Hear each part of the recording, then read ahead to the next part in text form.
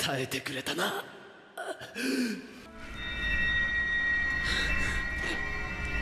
君たちみたいに無責任に命をかけることはできない。無駄死になんてしたくないんだ。Hello Brovers, kita lanjutin lagi serial dari Ultraman Git, dan tentunya ini adalah konten nobar yang dimana episode kali ini gue akan ngebahas episode 7, 8, dan 9 yang tentunya ini adalah episode yang cukup memorable juga buat kalian karena ada kelahiran form baru di situ, dan ya kalian sudah tahu form apa yang bakal muncul di 3 episode ini, dan keren banget ternyata, dan development karakternya bagus banget cuy. Terus juga di sini banyak banget musik-musik yang berhubungan dengan Zero ya, karena gue tahu banget kalian tuh suka banget sama musiknya Zero, apalagi instrumennya itu gue nggak bisa play di sini karena takut kena copy kanan, tapi intinya instrumennya Zero tuh enak banget, bagus lah pokoknya. Dan tentunya kualitas musik di sini mantep banget, apalagi kalau kalian pakai TWS Monster ini, dan juga kalau misalkan kalian mau nyari varian yang lebih murah, gue juga sediakan, yaitu Lenovo GM2 Pro. Jadi ada 2 varian nih. Kalau misalkan kalian nyari yang kualitas suaranya jernih dan juga bentuknya cakep dan compact sekali, bentuknya mantep lah ya, dan baterainya sama ya, sama-sama speknya tuh mirip-mirip gitu ya guys ya, cuman bedanya si Monster ini sedikit lebih jernih, sedangkan kalau yang Lenovo dia itu nggak sejernih si Monster karena memang harganya lebih di bawah si Monster, tapi bassnya lebih kerasa. Jadi buat kalian yang mungkin sukanya ngegaming gitu ya, entah main PUBG, entah itu main Free Fire, kalau untuk ngedengerin step, saran gue belinya yang Lenovo GM02 Pro. Tapi kalau misalkan kalian sukanya untuk make secara keseluruhan gitu ya, buat dengerin musik, streaming, ataupun main game, itu memang lebih mantap di Monster karena memang perbedaan harganya lumayan ya. Kalau si Lenovo ini di bawah 100.000, sekitaran 90 ribuan, dan menurut gua untuk kualitas TWS gaming ini udah bagus banget karena baterainya sama, yaitu 300 mAh. Jadi ketahanan baterainya kalau gue bisa bilang kayaknya si Lenovo ini lebih irit ya, karena si Lenovo ini nggak semantap itu speknya ketimbang si Monster. Tapi kalau si Monster ini mungkin sedikit lebih boros dari si Lenovo karena baterainya sama, tapi dia speknya itu jauh lebih bagus daripada si Lenovo karena dia lebih jernih. Dan terlebih lagi ini masalah selera juga. Kalau misalkan Lenovo setahu gue tuh ada ear tipsnya gitu, ada karetnya gitu di ujungnya. Nah kalau misalkan si Monster nggak ada, nah itu kalian sesuaikan aja tuh tingkat kenyamanan kalian lebih kemana, ke Lenovo atau ke Monster, karena dua-duanya sama di toko yang sama, dan lagi ada voucher gratis ongkir dan ada potongan-potongan diskon lainnya ya. Jadi kalian tinggal keranjang yang sudah gue sediakan di situ, nanti akan tertera harganya lagi berapa gitu ya. Kalau misalkan lagi flash sale langsung check out. Iguzo, welcome back to Klepon X Nobar.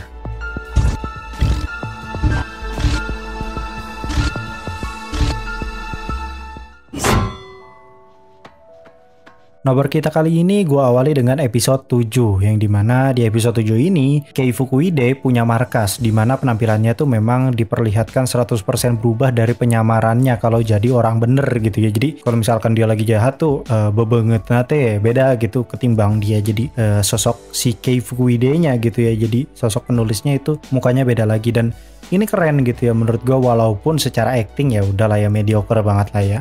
Terus juga di sini kita dilihatin Kei Fukuhide ini menganggap bahwa Zero itu sebagai tantangan, karena memang Zero ini adalah salah satu Ultraman yang memang bisa pindah-pindah universe gitu ya, dan itu sangat merepotkan Kei Fukuhide karena dia punya tujuan untuk menjadi penguasa se-multiverse, tapi diawalinya dengan universe Ultraman Git ini dulu gitu ya. Terus juga kita bakal diceritain sosok Kei Fukuhide ini kan memang jadi penulis terkenal dan juga jadi sosok yang dikagumi oleh banyak orang, terutama oleh si manajer Riku, yang dimana manajernya Riku ini sama Kei itu apa ya, sangat ngefans gitu ya, bahkan dia koleksi berbagai macam novelnya, dan juga tentunya dia bakal ngejual lagi novel tersebut, yang dimana novel tersebut ternyata genrenya science fiction.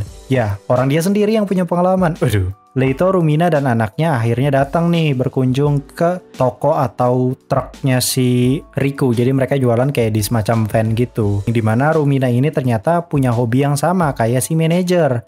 Tak lama dari itu ternyata Kei datang cuy, dan akhirnya mengundang mereka sebagai tamu. Ya gimana mau nolak gitu kan ya, orang si Kei-nya sendiri yang mengundang mereka, dan terlebih lagi mereka ini pada ngefans gitu sama Kei. Tapi di sini sebenarnya Laiha itu merasa ada yang tidak beres dengan si Kei, apalagi ketika ngelihat tatapannya si Kei, dia itu kayak nginget seseorang gitu. Dan sebenarnya si Laiha ini ya punya apa ya, punya pengalaman buruk lah ya, pokoknya si orang ini teh bagi si Laiha mau balik ya mah gitu, kayak inget ilmu tikus gitu guys, sesuatu yang gratis hanya ada di perangkap tikus gitu ya. Berikutnya malam harinya itu Zero janggal gitu ya dengan semua poin di bukunya Kei. Jadi si Leito ini akhirnya disuruh baca bukunya Kei Fukuhide ini oleh bininya.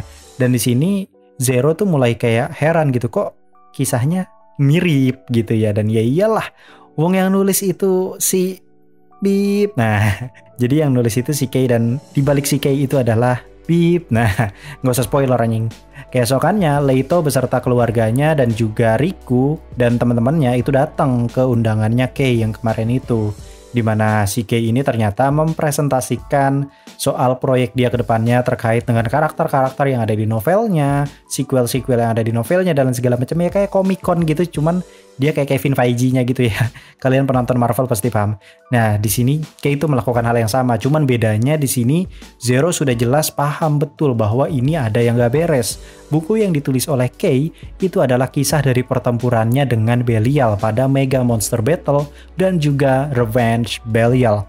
Akan tetapi kisahnya tuh diputar balikan 180 derajat di mana raksasa cahaya atau Ultraman lah yang jadi villainnya. Saat sambutan dan juga Kei berbicara, disinilah Zero makin yakin bahwa Kei ini memang sosok pria jahat yang menulis ulang sejarah lewat buku kebohongannya itu. Apalagi dikisahkan di situ Zero jadi penjahat utama atau jadi villain utama yang dimana nama Zero diganti jadi nama Zora. Dan kebetulannya lagi, Leito di sini ternyata dipanggil ke atas panggung.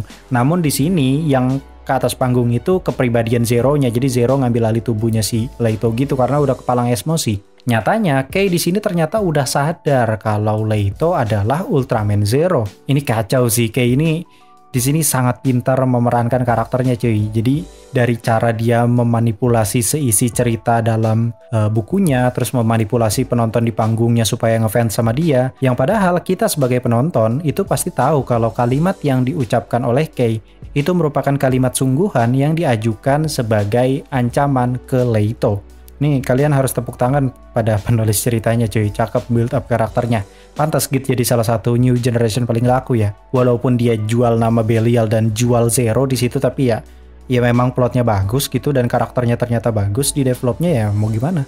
Di sini akhirnya Kei itu nge-summon di depan semua orang, yang dimana yang dia summon itu ternyata sosok robot segede Monas yang akhirnya muncul di tengah kota. Semua orang akhirnya panik, akan tetapi mereka nggak bisa melawan karena Kei ini ternyata mengunci mereka di dalam gedung tersebut, dan ternyata Kei ini masih masang banyak kamera yang menyorot untuk memanipulasi media bahwa seolah-olah mereka lah penjahatnya, karena kalau misalkan mereka nyerang, mereka disorot sebagai penjahat, gitulah. Nah di sini Riku yang udah kepalang emosi langsung berubah jadi Git dan melawan robot suram itu karena robotnya ini udah bergerak duluan untuk ngancurin kota.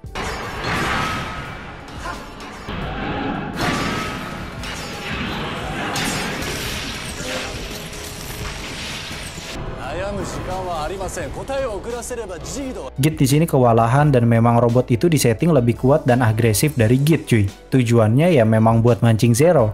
Dan di sini dikasih tahu sama Kei bahwa syaratnya Zero harus menyerahkan diri untuk ditembak hingga modar. Dan ya, si Bambang Gentleman ini ternyata melakukannya, cocok.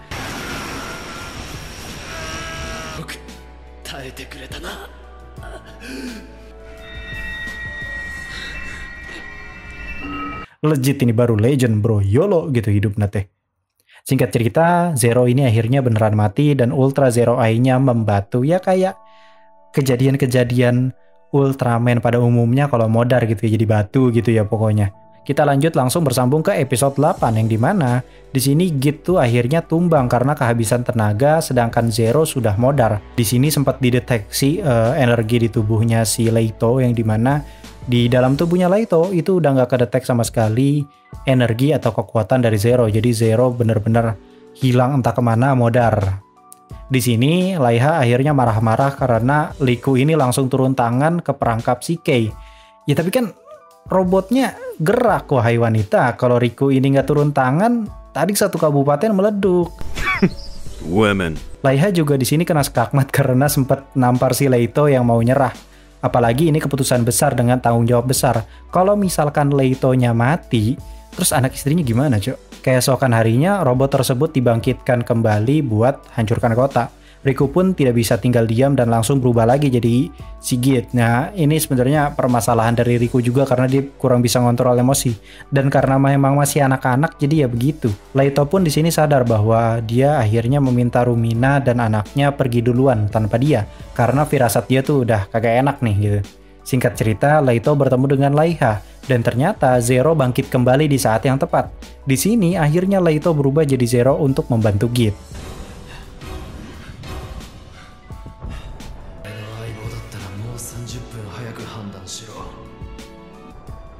俺はゼロ。ウルトラマンゼロだ。 Namun seperti template film superhero pada umumnya, kalau menjelang akhir tidak semudah itu gitu ya. Sebel parah anjing, emang bener begitu cuy. Kayak di sini ngesummon satu robot lagi yang ngebuat mereka harus kewalahan karena satu Ultraman lawan satu robot jadinya ya. Dan saat terpojok tiba-tiba Ultraman Hikari datang membawa Ultra Fusion Rise atau Ultra Fusion apa gitu. Yang dimana alat Ultra Fusion ini khusus dibuat untuk Zero. Dan kini Zero langsung menggunakannya dengan menggabungkan beberapa energi seperti Ginga, Victory, X, dan juga Orb hingga menjadi satu form baru untuk Zero. Dan form ini dinamakan Ultraman Zero Beyond.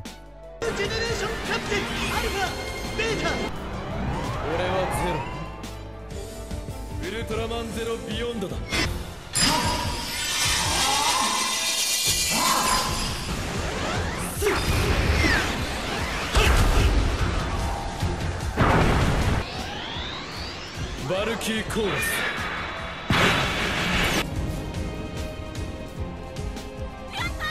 Singkat cerita, Zero tetap berada di Leito untuk sekarang ini sampai Ultimate Aegis-nya ini benar-benar pulih gitu ya, dan ya berdampingan dengan keluarga Leito juga. Kita lanjut ke episode 9 yang dimana episode ini dibuka dengan Leito yang baru menyadari kalau ternyata anaknya punya energi bintang kecil yang dapat memicu superpower kapanpun tanpa disengaja. Kekuatannya yang dipicu itu ternyata adalah teleportasi gitu ke tempat berbeda atau pindah place atau pindah lokasi gitu pakai portal. Untung yang punya anak kecil cuy kekuatan kayak gini. Ini kalau kekuatan semasif ini dipegang sama orang yang paham teleportnya ke berangkas bang cuy.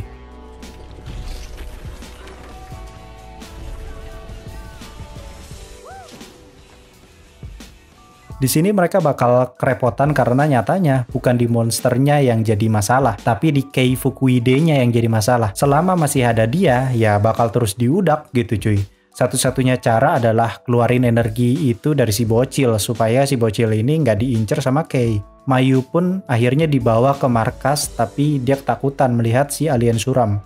Karena ya ini pertama kalinya Mayu melihat alien dari jarak dekat gitu ya. BTW Mayu itu si bocil anaknya Leito ya, gue lupa kasih tahu namanya. Untungnya berkat bujukan dari Laiha, si Mayu ini mau stay di base akhirnya. Sedangkan Riku, Leito, dan Laiha akan pergi ke lokasi karena monster mulai menyerang lagi summon dari Kei untuk mengincar si Mayu ini. Riku di sini lawan monster di Cisarua, sedangkan Leito lawan monster di daerah Sawangan guys.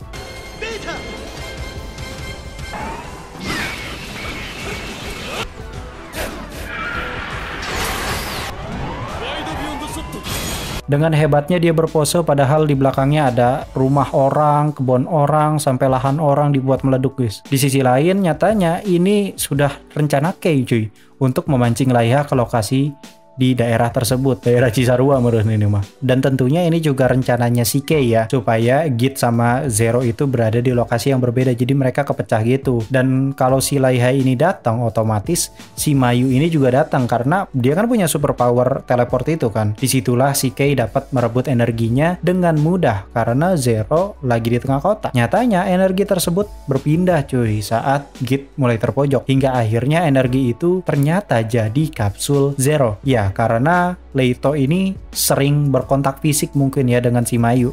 Dan mungkin tanpa sengaja sisa energi Zero nempel di Mayu. Dan akhirnya Mayu punya energi bintang. Kenapa kekuatannya teleport? Ya tentunya itu memang tetap masih ada hubungannya dengan energi Zero. Karena Zero ini bisa pindah tempat, entah itu pindah destinasi, atau pindah lokasi, atau bahkan pindah universe. Karena dia ada energinya Noah di Ultimate Aegis. Jadi ini semua terhubung pada garis lain cerita utama gitu ya guys ya. Dan menurut gue ini keren. Kalian pasti pas masih bocil mana mikirin cerita kayak gini kan, nggak mungkin mikir sedetail ini untuk nge-breakdown. turun. Cuman karena ini ya di breakdown akhirnya baru terungkap kan detail-detail menariknya. Di sini juga ternyata terungkap kalau keluarganya Laiha pada modar karena monster tanduk merah yang tadi, dan monster tanduk merah yang tadi itu adalah summonan dari si Kei, dan Kei ini sempat dilihat sama si Laiha. Makanya pas pertama kali ketemu Laiha itu ngelihat Kei itu kayak pernah lihat gitu, padahal nyatanya beneran gitu. Si Kei ini adalah pelaku dibalik kematian orang tuanya Laiha. Dan sebenarnya ini masih misteri juga ya, energi apa yang dimiliki Kei jika jadi kapsul ultra. Sesaat Kei mau ditebas, tiba-tiba si Laiha berubah pikiran karena sesuatu, dan ya ternyata ada energi bintang kecil yang dimiliki Kei untuk mengubah pikiran seseorang. Di sini Kei kabur dan membatasi diri agar tidak dikejar cuy. Episode 9 akhirnya berakhir dengan Mayu yang berhasil selamat dan tidak punya energi